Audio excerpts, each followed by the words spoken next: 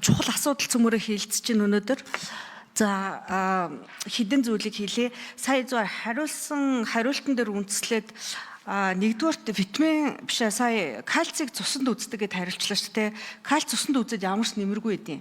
Яа тэгэхээр зэрэг наад чинь тэртээ тэргөө нөгөө зүрх судас тэгээд булчин мэдрэлийн бүх бодисыг хангадаг учраас хүний бие бараг л бүр болохоо л олчихгүй л кальцийг яг барьдаг байхгүй юу. Яаж барьдгүй гэхээр зэрэг нөгөө нэг ясанд байгаа витамин D-гээс дамжуулаад яснаасаа аваад цуснд ихээр гаргаж ирээд байдаг байхгүй. Үнэхээр кальцийг хэмжих гэж байгаа бол corrected calcium гэж нэрлэдэг. Альбуминтай холбоотой нэг тийм кальци байгаа. Тэрийг үзэх хэрэгтэй.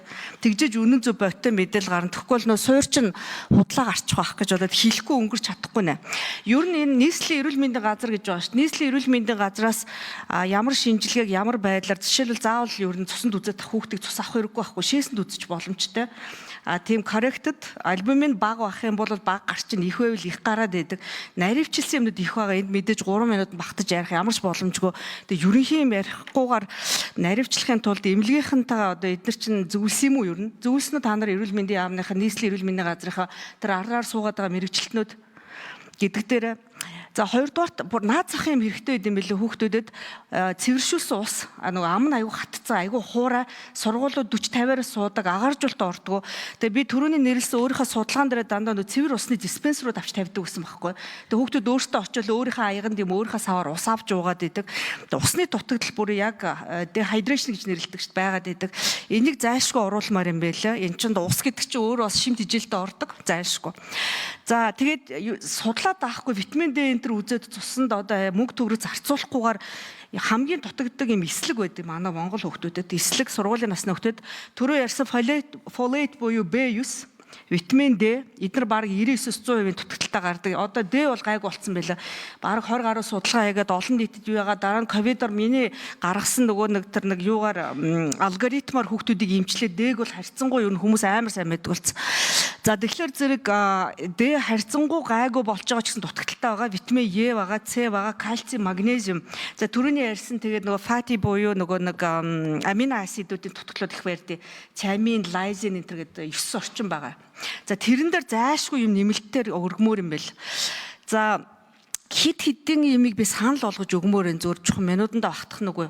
Нэгдүгürt энэ үдийн хоол хөтөлбөрт хамрагж байгаа 300 гаруй мянган хүүхдийн хоол шимт хичээлийн чанарт хийсэн одоо яг сүүлийн үеийн үндэсний хэмжээний судалгааг нэг хийчмээр л байгаа. Эрүүл мэндийн яам, боловсролын яам, сангийн яамтайгаа нийлж байгаа тий.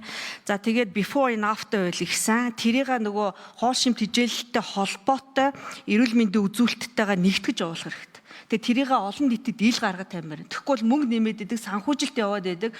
Тэр нөгөө нэг хоол шимт хичээлийн зис эсвэл нөгөө өдөө хоолтойгоо холбоотой сайн бодиттой эрг үр дүн гарахгүй байгаадаа бол энэ чинь наач асуудал болоо явчих учраас те. За 3 дугаарт би улсын хурлын хорооны тийм хяналтын механизмтай болъё гэсэн надад тийм санаа ах юм. Жишээлбэл үйл ажиллагаанд жил бүрийн үндэсний тайланг, аймаг, дүүрэг, хот хөдөөгийн бүсээр нь ялгуурч макро, микро нутриентийн төвшин, тархалт, эрэгтэй эмэгтэй насны бүлгээр нь тэгээд дутагдaltaй илүүдэлтэй персентайлтай бүр гаргаж ирээд олон нийтэд нээлттэй гаргаж тавья.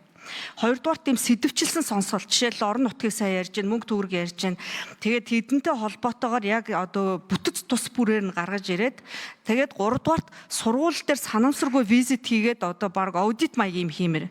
Япон Америкт хэрэгэлдэг үндсэн үнэлгээний үзүүлэлт буюу нэм скор кард гэж юм гаргадаг.